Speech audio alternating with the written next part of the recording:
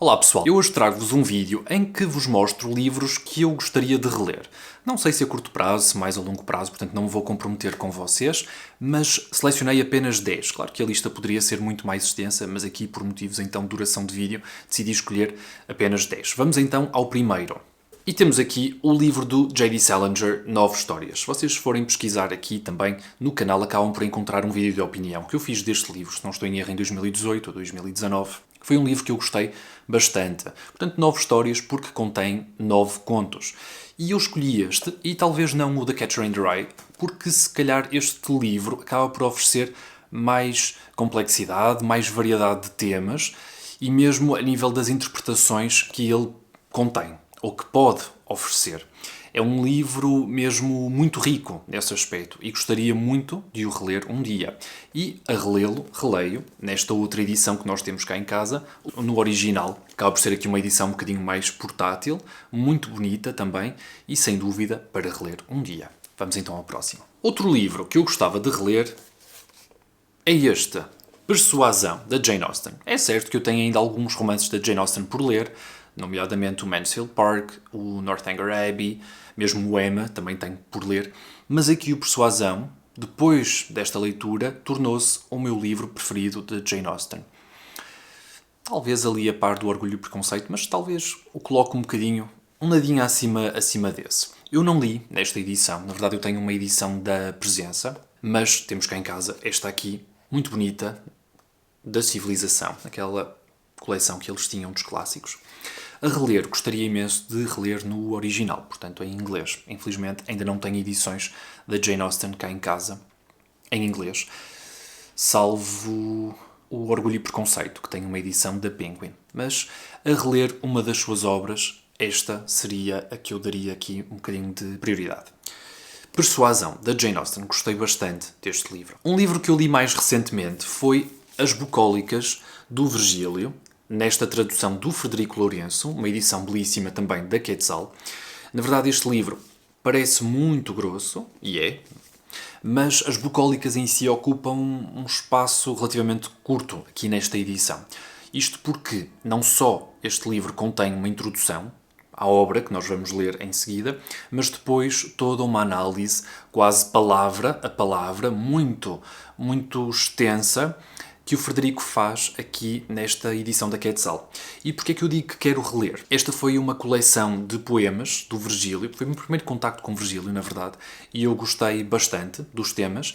No entanto, sinto que preciso de ler uma edição mais, não vou dizer sucinta, mas que se limite apenas às bucólicas do Virgílio. Portanto, acho que talvez distraia um bocadinho da experiência da leitura, aqui a análise sempre presente do Frederico Lourenço, e gostava agora de reler as bucólicas do Virgílio, nesta outra edição que eu também tenho, que comprei antes do falecimento da Cotovia.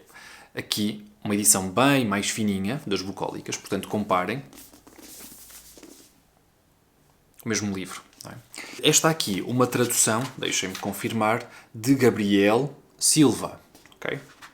E depois, até, por que não, comparar aqui as traduções. Claro que esta edição da Cotovia contém também uma introdução, mesmo aqui uma análise quase biográfica do próprio Virgílio, que será sempre um bocadinho difícil de realizar. No entanto, acaba por ser uma edição bem mais concisa do que esta da Quetzal, que me parece ter um propósito um bocadinho mais académico, eu diria. Cá está. Portanto, As Bucólicas do Virgílio, gostava imenso de reler. Não sei, será que leio as Geórgicas antes? Depois, um clássico português que eu achei sensacional. Não foi o meu primeiro contacto com este escritor, e estou a falar do Júlio Diniz, que na verdade o primeiro livro que eu li dele acabou por ser As Pupilas do Senhor Reitor, que gostei, achei sensacional este romance, mas quando cheguei aqui a este Fidalgos da Casa Mourisca fiquei de facto maravilhado. Eu li mais uma vez nesta edição da Mel Editores. Eu penso que falei um bocadinho mais deste livro quando fiz a rúbrica Os Meus e falei dos livros que eu tinha da Mel Editores, que não são assim tantos. Por ser o meu favorito do Júlio Diniz até agora, gostaria de relê-lo um dia. Temos também cá em casa uma outra edição, mais recente, desta obra, aqui publicada pela Book Cover Editora. Okay? Uma capa muito bonita, uma edição bem simples, assim acho que conseguem ter talvez melhor noção da extensão do romance. Esta aqui se calhar parece um bocadinho mais curta, E esta aqui tem uma capa mesmo muito bonita. Ok? Aqui mais da província. Gostava muito de reler este livro.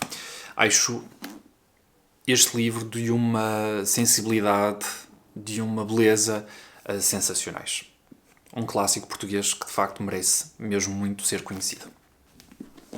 Aqui há uns anos, enquanto eu ainda estava a estudar, eu levei a cabo um projeto pessoal de ler os contos infantis da Sofia de Melbrenner. Portanto, eu estava a estudar no Porto e, perto do local onde eu estudava, existe então a Biblioteca Almeida Garrett e eu fazia questão em ir, portanto, requisitando livro a livro dos contos infantis da Sofia. E eu penso que cheguei a terminar esse projeto, penso que cheguei a ler todos. Anos mais tarde, aqui a Síria Alvim decidiu editar a prosa completa da Sofia de Melbrenner, nesta edição também muito bonita, agora sem as ilustrações, que também não fazem assim tanta falta. E eu gostava muito de poder reler um dia todos estes contos infantis. Sendo que nesta edição tem também algumas obras que eu ainda não conheço. Deixem-me ver onde é que está o índice. Esta edição, além de conter os contos infantis da Sofia, contém também o livro O Nu na Antiguidade Clássica, que também está editado isolado na Síria Alvim. Contém também 4 contos dispersos. Eu não me lembro de alguma vez ler estes, sinceramente. Penso que não. Portanto, alguns destes vão ser novidade para mim, mas a grande parte do que aqui está nesta edição eu já conheço e gostava mesmo muito de reler. Como eu falei num vídeo aqui há alguns anos do meu percurso literário, a Sofia fez parte, talvez, do meu despertar aqui para os livros, não de uma forma ativa, mas de uma forma passiva, por ter escutado tanto, enquanto estava no jardim de infância, não é? No ATL, o conto mais bonito dela, pelo menos na minha opinião, que é a Fada Oriana. Foi um conto da minha infância. E talvez um pouco mais tarde também O Cavaleiro da Dinamarca. Gosto bastante desses 2 contos em particular. Penso que já referi isto, mas tive uma fase de ler os livros do Steinbeck. Li cerca de 4, mais ou menos na mesma altura, e depois, infelizmente, parei de ler Steinbeck. E, na verdade, nunca mais comprei outro livro. Tanto que, neste último vídeo, ou um dos últimos vídeos que eu fiz, em que falo de escritores favoritos, que eu tenho livros por ler cá em casa, eu menciono A Batalha Incerta, do Steinbeck, que já está por ler há mesmo muito, muito, muito tempo. Um livro dele, em particular, que eu gostava mesmo muito de reler, é O A Leste do Paraíso. Esta foi uma das minhas experiências de leitura mais fantásticas. E talvez tenha sido aquele livro que eu consumi de forma mais voraz. Houve aqui um dia, se não estou em erro, em que eu devorei cerca de 300, mais de 300 páginas deste livro, que acaba por ser um belo de um calhamaço de mais de 600 páginas, quase 700. Portanto, o livro de facto é grande, mas a história que contém é uma história tão fascinante que realmente nos empolga para lê-la de forma galopante. Uma edição antiga, agora, não é, de Livros do Brasil, que está a reeditar os livros do Steinbeck com outras capas. Eu sempre gostei aqui muito destas. Próximo livro. Este foi um livro que também tem opinião aqui no canal. Portanto, eu li enquanto já estava a fazer vídeos para o YouTube. Foi um livro que me deu trabalho. Li-o durante vários meses. E depois de o terminar, realmente compreendo a sua importância. E talvez considere um dos grandes livros alguma vez escritos em português. Que, infelizmente, pela morte do seu escritor, não teve o trabalho de edição que seguramente teria, não se tivesse dado então essa infelicidade. E estou a falar aqui do Sinais de Fogo, do Jorge de Sena, um grande calhamaço. Um livro que, além de retratar aqui um período, talvez, da infância do próprio Jorge de Sena, apesar deste ser um livro, de ser um romance ficcional, não é? Acaba por ir buscar à própria vida do Jorge de Sena muitos elementos, desde logo aqui o começo da escrita de poesia. Tem como personagem principal neste romance um personagem chamado Jorge, acaba por ser aqui um espelho do Jorge de Sena adolescente ou pré-adolescente. E é um romance cativante, empolgante, ao mesmo tempo frustra o leitor, se calhar, em algumas situações que se tornam algo repetitivas, mas nada disso retira da experiência de leitura deste livro, que é sensacional. Temos cá em casa também esta outra edição mais recente, novamente da Livros do Brasil, nestas suas edições da coleção miniatura. Okay? O livro acaba por ficar assim mais condensado, uma edição de bolso, que eu acho belíssima na mesma. Não há razões para não ser lido. Portanto, esta edição seria da Guimarães, esta que eu vos mostrei anteriormente. Penso que agora já não estará disponível, do que eu sei.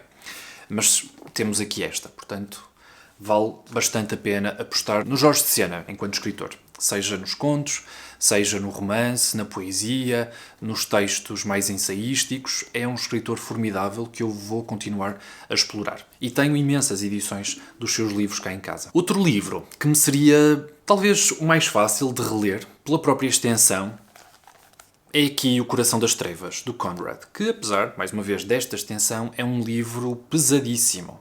Pesadíssimo, tendo em conta aqui não só os temas, mas também pela própria forma como o Conrad vai desenvolvendo aqui esta jornada, esta aventura tenebrosa no interior desta floresta enigmática. É um livro que me deu muito que fazer quando eu li inicialmente.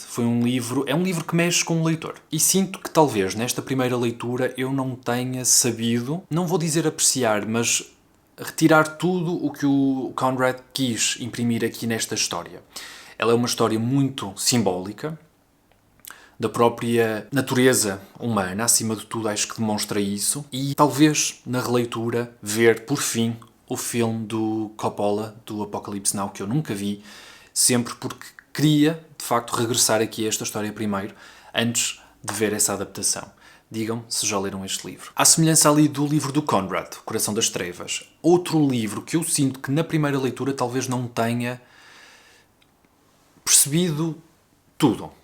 Okay? Senti-me um bocadinho um joguete nas mãos deste escritor. E estou a falar do livro do Nabokov, o Lolita. Um livro que permite várias leituras. Sem dúvida, várias interpretações do que raio é que o escritor quis dizer com esta história, que se pensarmos bem, é uma história um pouco bizarra. E eu na primeira leitura talvez tenha feito algo, não sei, uma leitura muito rasa. Não retirei tudo deste livro. E apesar de tudo eu gostei bastante do que li. Mas sinto que numa releitura, já tendo lido um pouco mais, talvez consiga apreciar ainda mais aqui este livro, a grande obra-prima do Nabokov. Felizmente cá em casa temos uma outra edição, esta escrita no original, em inglês, não é? O Nabokov, nesta fase da sua vida, já escrevia os seus romances em inglês e é esta edição aqui da Modern Classics da Penguin. Okay? Uma edição belíssima. Cá está. Vamos então ao próximo. O último livro que eu tenho para vos mostrar neste vídeo, creio que terá sido uma das melhores leituras de sempre, para mim, em termos de experiência de leitura. Claro que eu talvez já tenha lido obras que podem ser entendidos por muito de caráter artístico superior. Não sei. Não sei até que ponto é que isso é relevante. Para mim, não é? Que é a minha opinião, é das poucas que me interessa, não é? Foi de facto um livro não só impactante, mas um livro que levo comigo. E estou a falar da experiência de ter lido O Montes Vendavais, da Emily Brontë. Portanto, este acaba por ser um dos livros mais pesados. Psicologicamente é um livro bastante difícil e faço minhas as palavras aqui deste Dante Gabriel Rossetti, que diz que é um livro diabólico. De facto é. Um monstro incrível. A ação tem lugar no inferno, mas parece que os lugares e as pessoas têm nomes ingleses. E é de facto isto que o leitor que lê bem este livro sente. O que raio é isto? Porque estas naturezas aqui são naturezas diabólicas. São infernais. As coisas que se passam aqui neste fim do mundo, não é? Acabam por ser um retrato da miséria humana, da condição miserável do ser humano em vida, que tudo faz, não é, para conseguir alcançar posição, amor, felicidade, mas que ao fim e ao cabo vê as suas aspirações arruinadas. É algo de bastante trágico, acaba por ser uma das grandes tragédias modernas, um dos grandes dramas, sem dúvida, da modernidade. Aqui o Montes Vendavais, da Emily Brontë, que concebeu apenas um romance, e está bem assim. Com este romance, ela torna-se, sem dúvida, uma das grandes escritoras de sempre, na minha opinião. O Montes Vendavais. Além desta edição, que foi a edição que eu li, da Relógio d'Água, que eu acho uma edição bastante bonita, aqui da coleção deles, Clássicos para Leitores de Hoje, uma edição no original, da Everyman's Library, que eu já mostrei no vídeo Os Meus, uma edição também muito bonita. Fiz questão, obviamente, de ter aqui o livro no inglês e a releitura será feita neste livro.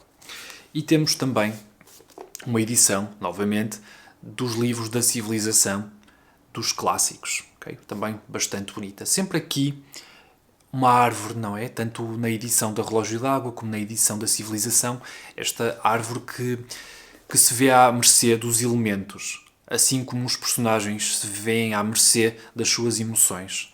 Eu espero que vocês tenham gostado deste vídeo. Deixem nos comentários se já leram algum destes livros, se os pretendem reler, ou se pretendem reler outros livros, podem deixar nos comentários também, que eu vou gostar de saber, e vemo-nos então no próximo vídeo, ok? Tchau, pessoal!